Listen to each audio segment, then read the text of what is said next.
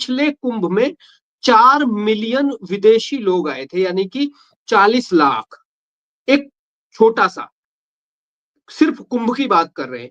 तो जो विदेशी आते हैं, जो लोग जाते हैं वहां, और भी जो गंगा स्नान करने जाते हैं जो भारत के, क्या उससे भारत की इकोनॉमी को कहीं बूस्ट मिलता है, कोई फायदा होता है किसी तरह से?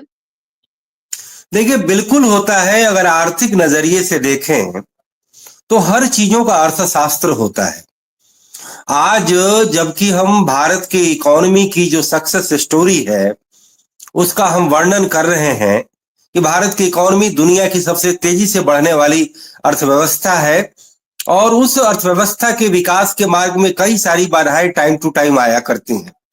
अभी हमने एक लंबा अपना गोल तय किया है कि आगामी 2047 तक जब देश आजादी की 100वीं वर्षगांठ मनाएगा तो भारत को विकसित देश की कतार में खड़ा करने का एक राजनीतिक संकल्प दिखाया जा रहा है, और दुनिया की दूसरी या तीसरी सबसे बड़ी अर्थव्यवस्था बनाने का हमारा संकल्प है, हमारा गोल है। तो ऐसे में अभी मेरी कुछ देर पहले बात हो रही थी कि भारत के विकास के जो ट्रेडिशनल जो क्षेत्र है, मैन्युफैक्चरिंग, इंडस्ट्री और इवन की एग्रीकल्चर, उनका जीडीपी में योगदान जो है पहले से सपचाया हुआ है।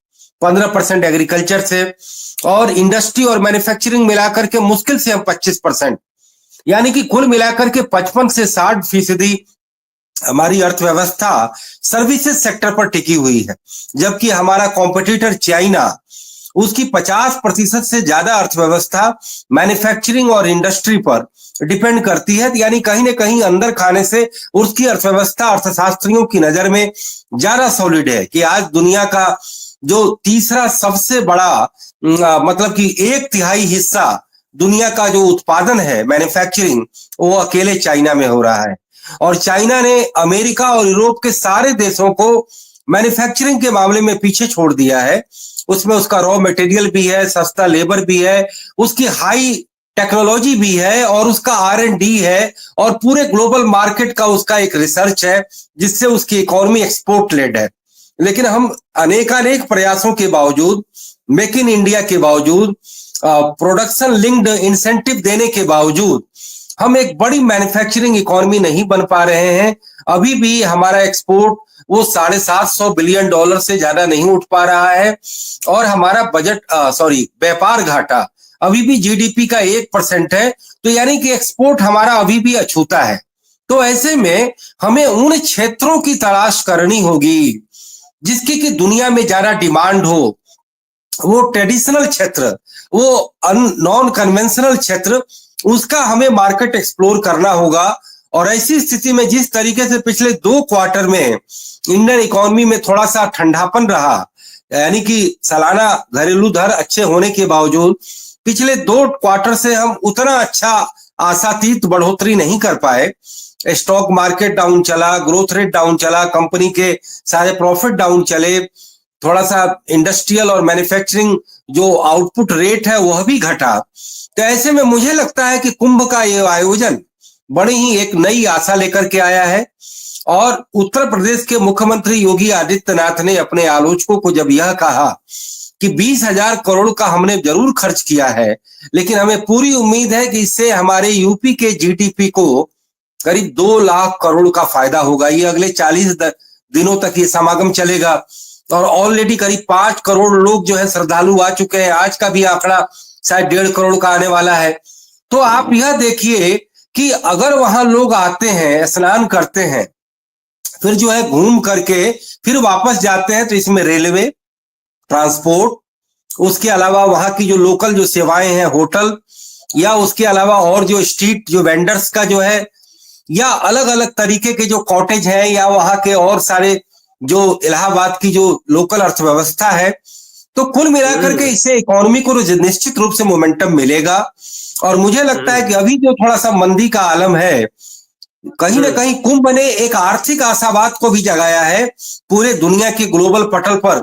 आज दुनिया इस बात को जान गई और मान गई कि दुनिया में एक ऐसा जगह है कि जहां पर दुनिया का सबसे बड़ा समागम होता है, कि हमने टोक्यो की आबादी को मात कर दिया, कल जो वहां पर मकर संक्रांति में स्नान हुआ, तो ये हमारे लिए निश्चित रूप से सांस्कृतिक गौरव की बात है, हमारे प्राचीन विरासत पर गर्व करने की बात है, हमारी सांस्कृतिकता आध्यात्मिकता को एक नए वैज्ञानिक कलेवर प्रदान करने की बात है। हम, और आपने बड़े अच्छे से ये जो हमारा आर्थिक मकसद था वो आपने बड़े अच्छे तरीके से समझाया कि किस तरह से जो वहां लोग आ रहे हैं वहां हर तरह से हर व्यक्ति को फायदा हो रहा है।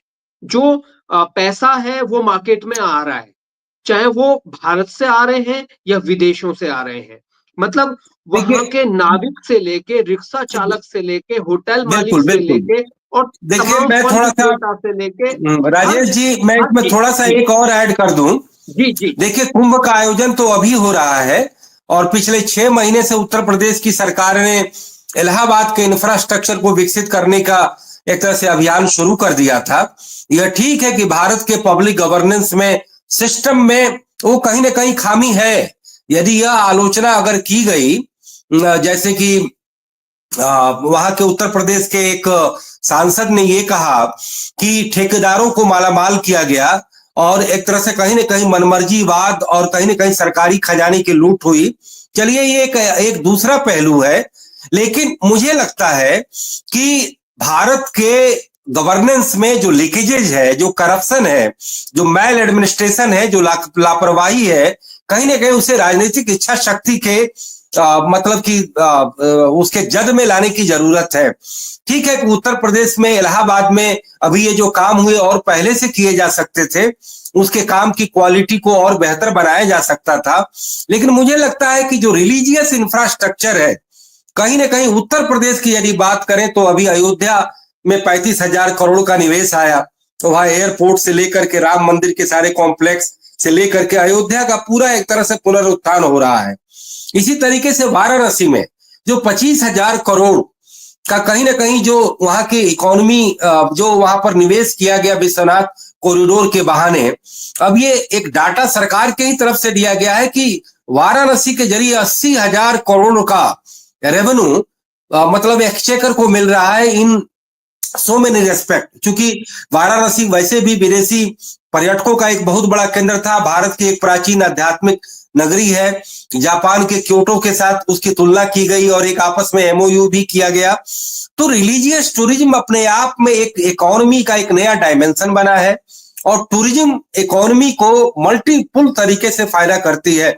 जैसे कि रियल एस्टेट में एक साथ 300 इंडस्ट्री पनपती हैं, उसी तरीके से टूरिज्म के जरिए भी कम से कम 3 दर्जन इंडस्ट्री जो है साथ साथ बेनिफिट होते हैं। तो इसका तो एक अपना आध्यात्मिक और धार्मिक मायने तो है ही। ये अगर इंफ्रास्ट्रक्चर बढ़ता है, रोड और रेलवे, होटल, टूरिज्म, रेस्टोरेंट और तमाम तरीके की चीजें जब बढ़ती हैं तो निश्चित रूप से इकोनॉमी को फायदा होता है। मुझे लगता है कि एक तरफ हमारे सांस्कृतिक गौरव के भान को बढ़ाने वाला ये आयोजन है, तो दूसरी तरफ हमारी अर्थव्यवस्था को भी मजबूती प्रदान करने वाला है।